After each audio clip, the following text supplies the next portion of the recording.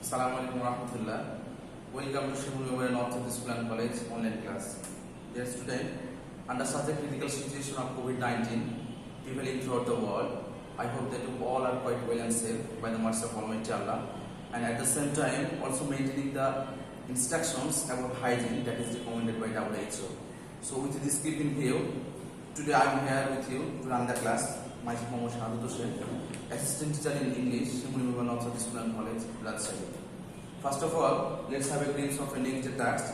But before moving further, I must tell you that the moment you see the next text on the slide, please note it down quickly. Next day, top place will be taking place on lesson 25, and there will be a writing part, that is email writing, and the email is annual sports day of your school. এই information সম্পর্কে তোমরা ভালো করে পড়ে topless অবশ্যই সুন্দর করে লিখবা।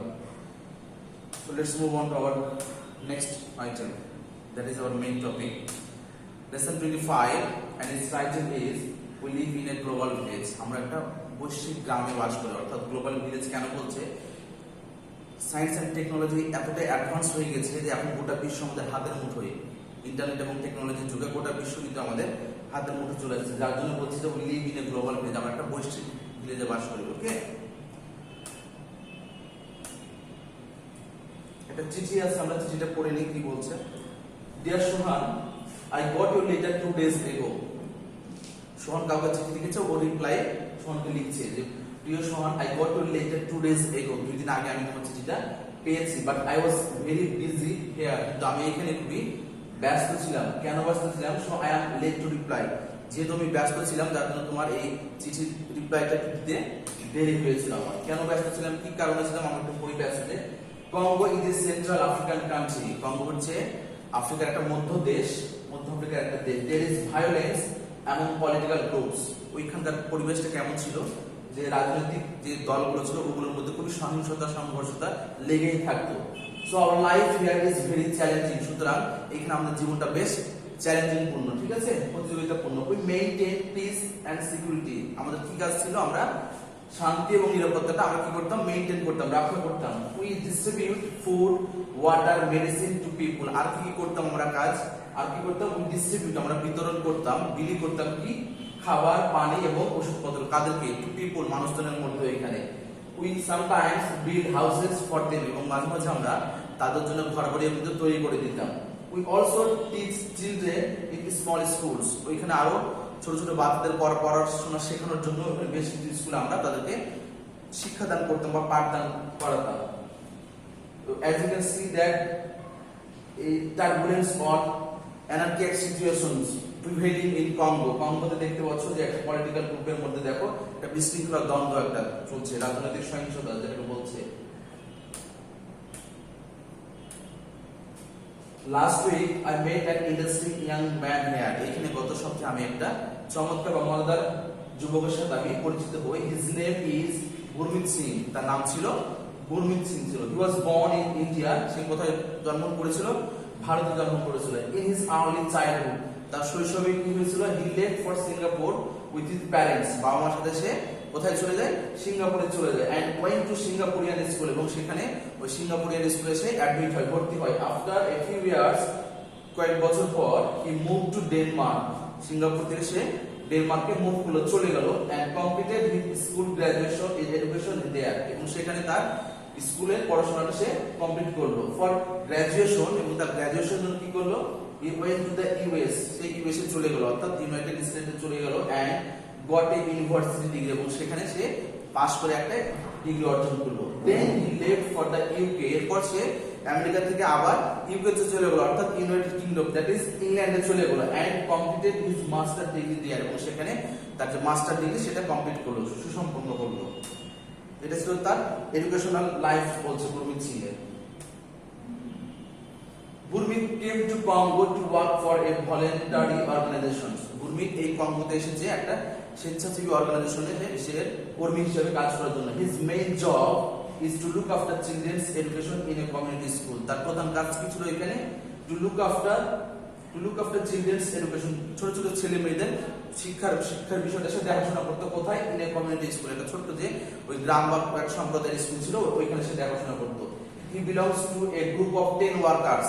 তাহলে এই গুরমিত সিং যে দলটা ছিল সেই দলের মোট 10 জন ছিল, আর 10 জন কর্মী ছিল আর টোটাল।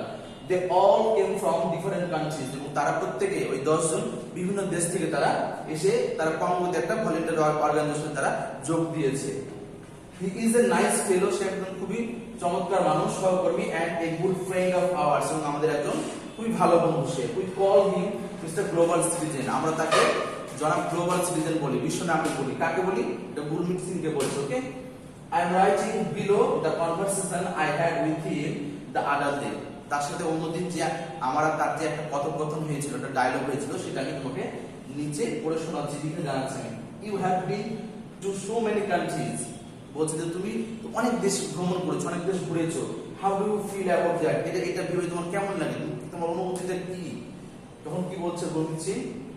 ওকে, তো এই ছিল আমাদের এই বলে কিন্তু আমাদের এই প্যাসেজটা কমপ্লিট হয়ে গেল। নেক্সট আইটেম আমরা দেখি যে ভোকাবুলারি সেকশন। ওকে,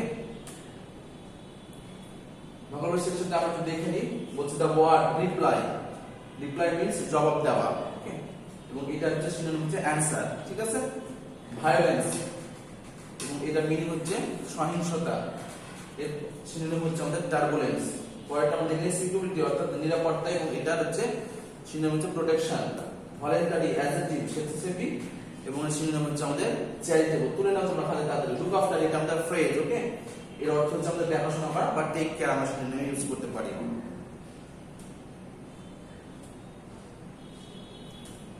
ওকে, এরপরে আসি আমরা আমাদের চুজ দ্য বেস্ট অ্যানসারে আসি। দ্য ওয়ার্ড ভায়োলেন্স মিন্স, ইতিমধ্যে আমরা দেখলাম যে ভায়োলেন্স হচ্ছে সহিংসতা, তাই না। মিল্ডনেস, রিভল্ট, পজিশন, জেন্টলনেস। ওকে, মিল্ডনেস হচ্ছে ভদ্রতা বা নরমতা, বিদ্রোহ, পজিশন হচ্ছে দখলদারি, জেন্টলনেস হচ্ছে তো মৃদুভাবে যেটা, মৃদু যেটা। তাহলে আমরা অ্যানসারটা হয়ে যাচ্ছে রিভল্ট, ভায়োলেন্স চলে যাচ্ছে আমাদের রিভল্টের সাথে। ওকে, নাম্বার বি বলছে the word fellow refers to, এই ফেলো শব্দটার অর্থ কি আমরা দেখে নিই। Opponent, friend, colleague, partner. Opponent হচ্ছে বিরোধী দল, ঠিক আছে। ফ্রেন্ড হচ্ছে বন্ধু, পার্টনার হচ্ছে সাথী। এই পার্টনারটাকে বলা হচ্ছে আমরা যে কোনো কাজের সাথে অংশীদারিত্ব থাকা, শেয়ার থাকা, এটা হচ্ছে পার্টনার আমাদের। আর কলিগ হচ্ছে সহকর্মী। ফেলো, কলিগ চলে যাচ্ছে আমাদের, অর্থাৎ একই প্রতিষ্ঠান বা একই জায়গায় কাজ করে, এটা হচ্ছে আমাদের কলিগ বা ফেলো।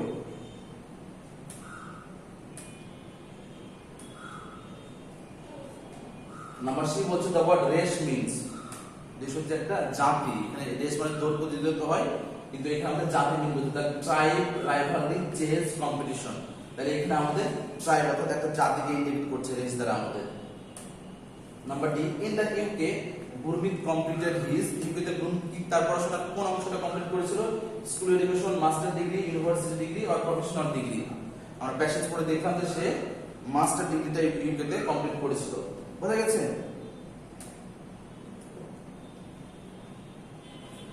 নাম্বার কি বলছে all of the 10 workers of Gurmit's groups আর, গুরমিতের দলে যে 10 জন কর্মী ছিল স্বেচ্ছাসেবী, এরা কি করে গেছে?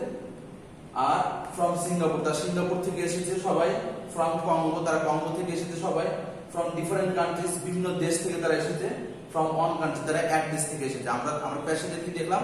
দে all came from different countries. তাহলে আমাদের অ্যানসারটা হয়ে যাচ্ছে নাম্বার 3, অ্যানসারটা হয়ে যাচ্ছে যে অল ফ্রম ডিফারেন্ট কান্ট্রিজ। বুঝা গেছে? নেক্সট আইটেম আমরা চলে যাই, সেটা হচ্ছে আমাদের অ্যানসারিং কোশ্চেন। টেক্সট থেকে এটা থাকবে why was uncle Jules late to reply. তাহলে দেখলাম যে সোহান ওর আঙ্কেল জুলকে চিঠি লিখেছে, ওর সোহানের চিঠি রিপ্লাই হিসেবে আঙ্কেল জুল কিন্তু সোহানকে চিঠিটা লিখেছে। ওই চিঠিটা আঙ্কেল জুলের লিখতে দেরি হলো কেন? কারণ সেখানে সে বেশ ব্যস্ত ছিল। কি বলছে? Uncle Jules was very busy in Congo and so he was late to reply. যেহেতু সে ব্যস্ত ছিল, পলিটিক্যাল গ্রুপের সাথে বেশ সংঘর্ষ, এখানে শান্তি রক্ষা করতে হয়েছিল, বিভিন্ন কাজে ব্যস্ত ছিল, যার জন্য তার রিপ্লাই দিতে একটু দেরি হয়েছিল। নাম্বার বি বলছে, সেকেন্ড কোশ্চেন বলছে describe the early life of Gurmit Singh. Gurmit Singh এর জীবন সম্পর্কে একটু বলো, ঠিক আছে। সে কোথায় জন্মগ্রহণ করেছে, কি করেছে, কি বলছে অ্যানসারটা দেখো। Gurmit Singh was born in India and then left for Singapore with his parents. প্রথমে ইন্ডিয়াতে জন্মগ্রহণ করে, অর্থাৎ ভারতে জন্মগ্রহণ করে, এবং তারপরে পিতামাতার সাথে কোথায় চলে যায়? সিঙ্গাপুরে চলে যায় পড়াশোনার উদ্দেশ্যে। নাম্বার 3 বলছে explain why the life of uncle is challenging in Congo. কঙ্গোতে ওই আঙ্কেল জুলের লাইফটা কেন চ্যালেঞ্জিং ছিল এখানে? আমরা অ্যানসারটা দেখে নিই। The life of uncle Jules is challenging in Congo because there is violence among political groups. কারণ সেখানে রাজনৈতিক দলের মধ্যে সহিংসতা ছিল, যার জন্য দুটো দলকে তাদের মেইনটেইন করতে হতো, এই জন্য তাদের লাইফটা বেশ চ্যালেঞ্জিং ছিল। Number 4, interpret the term global citizen. এই গ্লোবাল সিটিজেনটা কাকে বলা হচ্ছে এই প্যাসেজে? আমরা দেখলাম যে গুরমিত সিংকে ওই ওর যে সহকর্মীরা ছিল তারা তাকে মিস্টার গ্লোবাল সিটিজেন বলছে। কেন বলছিস? কারণ এই গুরমিত সিং বেশ অনেক দেশে ভ্রমণ করেছে এবং সেখানকার কালচার, মানুষদের সাথে ল্যাঙ্গুয়েজ আদান প্রদান করা, মনের ভাবটা সবকিছু তার জানা আছে। কি বলছে আমরা দেখে নিই। Gurmit Singh is called mister global citizen because he has travelled so many countries. সে বিভিন্ন দেশ কিন্তু সে ভ্রমণ করেছে এন্ড কাম টু নো, এবং তাদের সম্পর্কে জেনেছে। কি সম্পর্কে? অ্যাবাউট দেয়ার ল্যাঙ্গুয়েজ, তাদের ভাষা সম্পর্কে জেনেছে, কালচার, তাদের সংস্কৃতি সম্পর্কে জেনেছে, ফ্যামিলি, পরিবার, মাইন্ড এক্সেট্রা, তারপরে তাদের মনটাও সে বুঝেছে। ঠিক আছে, এই কারণে তাকে গ্লোবাল সিটিজেন বলা হয়। সে বহু দেশ ভ্রমণ করেছে। লাস্ট কোশ্চেন বলছে describe the educational life of Gurmit Singh. Gurmit Singh এর শিক্ষা জীবন সম্পর্কে আমরা একটু আলোচনা করতে বলছে। দেখি কি বলছে। Gurmit Singh first went to a Singaporean school. প্রথমে সিঙ্গাপুরে একটা স্কুলে যায় and therefore completed his school in Denmark, তাই না? এবং ডেনমার্কে সে তার স্কুল লাইফ সে কমপ্লিট করে। He went to the US. সে আবার ওইখান থেকে আমেরিকায় চলে যায় ফর গ্র্যাজুয়েশনের জন্য। সে আমেরিকায় চলে যায় and then UK for master degree. এবং আমেরিকা থেকে যখন গ্র্যাজুয়েশনটা কমপ্লিট হলো, তারপর ইউকেতে সে শিফট হলো কিসের জন্য? তার মাস্টার ডিগ্রি কমপ্লিট করার জন্য। বোঝা গেছে? এই ছিল গুরমিত সিং এর এডুকেশনাল লাইফ। এই 5টা প্রশ্ন আমাদের হয়ে গেল। আমরা নেক্সট আইটেমে চলে যাই। তোমরা জানো এটা আমাদের গ্যাপ ফিলিং আইটেম এবং এটা টেক্সট রিলেটেড। আমরা একটু দেখে নিই। পড়ে নিই কি বলছে। People do not feel dash as they can send emails to their friends and relatives. মানুষজন এখন আর বোরিং ফিল করে না, একাকিত্ব বোধ ফিল করে না। কেন? যেহেতু তারা এখন তাদের বন্ধু বান্ধব এবং আত্মীয়স্বজনদেরকে ইমেল সেন্ড করতে পারে, ইমেলের মাধ্যমে তাদের মনের ভাব বিনিময় করতে পারে। Some of their friends and dash also live in far off countries. তাদের মধ্যে কিছু বন্ধু বান্ধব এবং আত্মীয়স্বজন কিন্তু অনেক দূরে বাস করে। Even they can dash to them face to dash on the Skype. এমনকি তারা তাদের সাথে কথা বলতে পারে, সরাসরি ফেস টু ফেস কথা বলতে পারে স্কাইপের মাধ্যমে। বোঝা গেছে? উইথ কম্পিউটার, কম্পিউটারের মাধ্যমে বা কম্পিউটার দ্বারা a person can always keep himself dash. একটা কম্পিউটার ইউজ করার মধ্য দিয়ে একটা ব্যক্তি নিজেকে অত্যাধুনিক রাখতে পারে, আপডেট রাখতে পারে, তাই না? আমরা অ্যানসারটা একটু মিলে নিই গ্যাপ ফিলিং এর সাথে।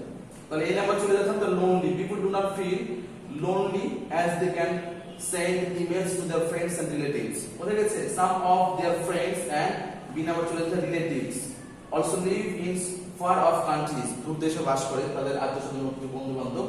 Even they can, number C চলে যাচ্ছে আমাদের talk. Even they can talk to them. তারা এমনকি তাদের সাথে কথা বলতে পারে কিভাবে? Face to face. দুই নাম্বার আমাদের ফেস চলে যাচ্ছে অন দ্য স্কাইপ। ওকে, স্কাইপের মাধ্যমে সরাসরি তাদের চেহারা দেখে কথা বলতে পারে। With a computer a person can always keep himself in number চলে যাচ্ছে আমাদের আপডেটেড। একটা কম্পিউটার ইউজ করার মধ্যে দিয়ে একটা ব্যক্তি নিজেকে অত্যাধুনিক বা আপডেট রাখতে পারে। বুঝা গেছে? এটা সুন্দর অ্যানসারটা তুলে নাও। So that's it from our today's class. I hope you all have enjoyed our class, and if you have any queries regarding our today's class, then you can put your questions into our WhatsApp group. Till then, see you next class. Stay safe and stay happy. Assalamu alaikum wa rahmatullah.